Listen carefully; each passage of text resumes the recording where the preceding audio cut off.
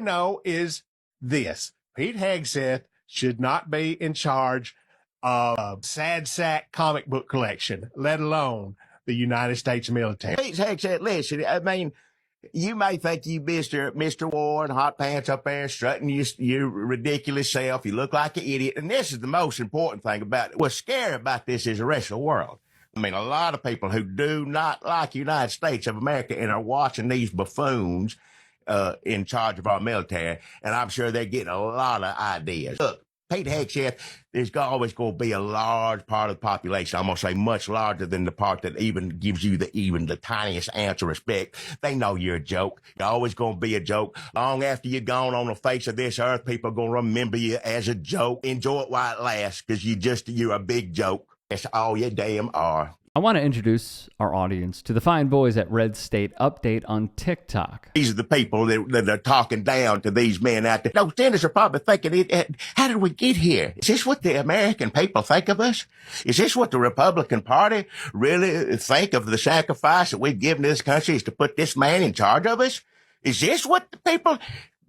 What did I do? What did I devote my life to? They can be found, by the way, at youtube.com/Travis and Jonathan, and they cook dudes like this. I want to return to the incident that you referenced a minute ago that occurred in Monterey, California in October 2017. At that time, you were still married to your second wife, correct? I believe so. And you had just fathered a child by a woman who would later become your third wife, correct? Senator, I was falsely charged, fully investigated, and completely cleared. So you think you were completely cleared because you committed no crime? That's your definition of cleared? You had just fathered a child 2 months before by a woman that was not your wife.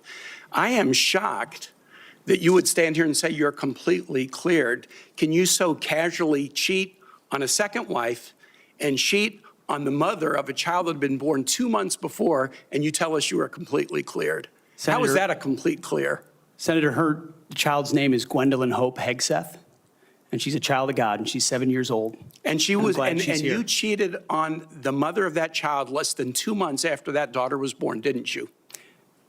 Those were false charges. Well, it was fully investigated, and I was completely cleared. And I am so grateful for the marriage I have to this amazing woman behind me. You've admitted that you had sex at that hotel in October 2017. You said it was consensual, isn't that correct? Anything? You've admitted that it was consensual, and you were still married, and you just had a child by another woman. Again, how do you explain your judgment? Completely false charges against me. You fully investigated, and I was completely clear. You have admitted that you had sex while you were married to wife 2 after you just had fathered a child by wife 3. You've admitted that. Now, if it had been a sexual assault, that would be disqualifying to be Secretary of Defense, wouldn't it? It was a false claim then and a false claim now. If it had been a sexual assault, that would be disqualifying to be Secretary of Defense, wouldn't it? That was a false claim. So you talking about a hypothetical. So you can't tell me whether someone who has committed a sexual assault is disqualified from being Secretary of Defense? Exhibit A, Defense Secretary Pete Hegseth, an unqualified man who has been accused of essay 3 times and has white nationalist tattoos on his body. You kick out the black men, you kick out the beardos, you kick out the women, you kick out the trans folk, you kick out gay folk, you kick out everybody who ain't white.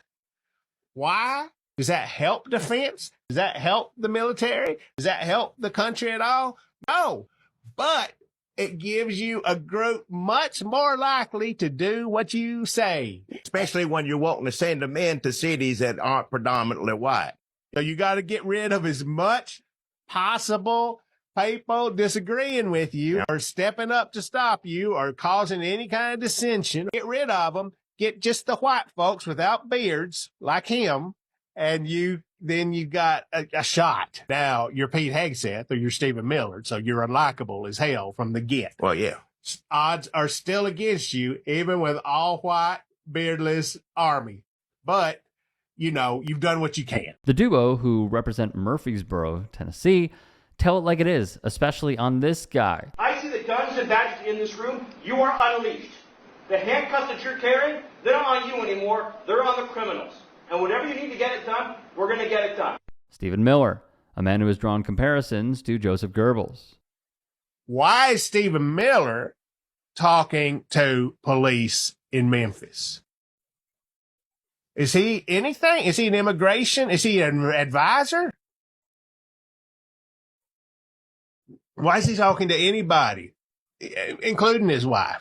This would be a better world for everybody concerned, including his wife, if Stephen Miller didn't talk to them. His official title is Chief of Staff, is it not? Otherwise, is that what he is? I mean, hell, I don't know. Is that what it is? He's one of the people that's lasted longest. Yeah, around. That's amazing. He can kiss Trump's butt better than any human. Well, there's a reason for this. You called a legal ruling legal insurrection. Are you recommending the president take action against judges whose rulings he disagrees with? No, it's simply a factually accurate statement that when a judge assumes for him or herself the powers that have been relegated or delegated by the Constitution to the president, that is a form of a legal insurrection. And we have seen... Insurrection carries a legal weight, so are you recommending to the president take action against judges? We have seen over the last 9 months a ongoing legal insurrection in which district court judges, as a class in many cases, have issued, which is why they've been overturned so much, have issued rulings that are flagrantly unlawful and unconstitutional.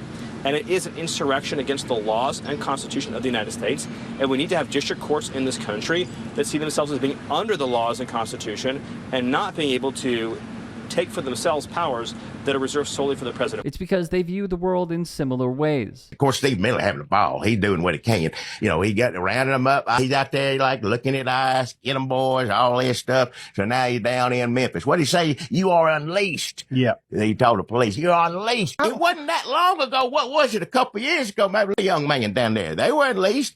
They beat the hell out of a young man. And you're down there encouraging this. And here's the other thing. They fired how many FBI agents who stood against basically, you know, not killing people, George Floyd. They fired all of them for taking a knee. Like, they're out. This and down there unleashed. What is this telling you about how they feel about how the police department acts, how law enforcement acts?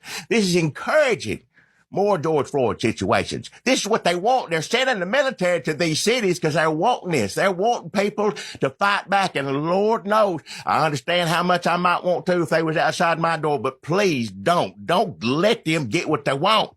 That's what they want. They want it on news every night on Fox. Y'all throwing stuff at them, this and that. That's what they're looking for. So don't give it to them. They also weighed in on this. Who gave the order to flag records related to President Trump? To flag records for President Trump? To flag any records which included his name.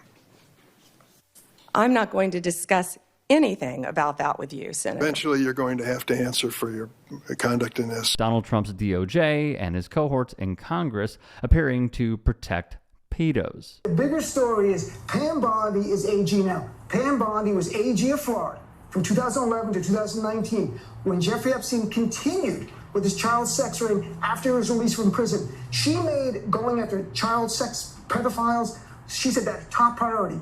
Never investigated Jeffrey Epstein in all those years while he was doing this. And then she's rewarded by being Attorney General of the United States under Donald Trump. There's a straight line from her protecting Jeffrey Epstein there, I think, and where she is now. So, of course, her DOJ is going to erase Republican names from any documents going. I think it's a very real and accurate comment, and again, I think Bondi deserves to be more looked into and criticized. Why didn't she investigate Jeffrey Epstein? It's happening in her state. Her own DOJ in 2018, when they indict Epstein, said after he was released from prison, he continued. He did it in Florida, right there, her state. What was she doing? Indeed, a very good question, because the dots, they are connecting. And I think the biggest issue we have here is reaching those people who already voted for this and trying to break through their media ecosystem to show them how the dots are connected. I really don't know what more people need at this point, because there are so many layers to this, and it all goes back to this select group of people who are saying that they are fighting the good fight when really they are causing it. And they refuse to release the files. I mean, I wish I could tell you can't write this, but you can. It's just pure evil. It's projection. It's hypocrisy.